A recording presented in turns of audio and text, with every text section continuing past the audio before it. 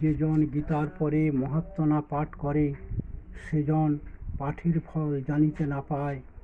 গীতা পাঠে ফল যাহা, মাহাত্ম্যে প্রকাশ তাহা, বৃথা সম হয় পাঠে ফল না জানায়।